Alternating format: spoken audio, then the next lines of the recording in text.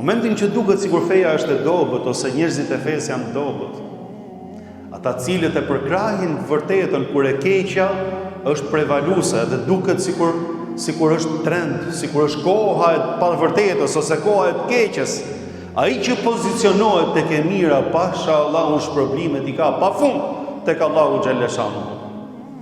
Ai i cili njerëzve të cilët janë të udhëzuar, ju duket sikur është jashtë trendit, sikur është jashtë kohës, madje ngaherë, qofse ju kujtohet ata që kanë qenë më herët në fe, mu më kujtohet vetë, talleshin me ata që ishin medresist.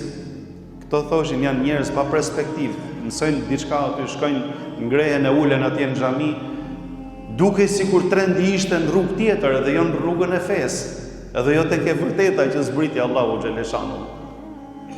Ishte ai fillim atëherë, edhe njerëzit mblidheshin, nuk ishte shumë siç ka sot.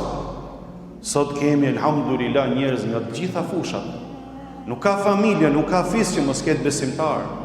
Nuk ka rreth, nuk ka qytet, nuk ka institucion shtetëror ose privat mos ketë vëllezër muslimanë dhe motra muslimane.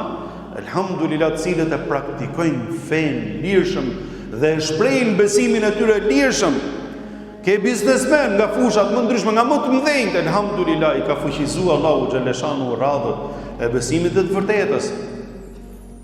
E vëllezër nderuar, thot Allahu xhaleshanu, nuk barazohen ata cilët momentin e parë kur ishte dobët, u rreshtun ke e vërteta, e besun Allahun xhaleshanu dhe ndoqën rrugën e drejtë dhe të vërtetë, ja dorëzuan shpirtin Zotit.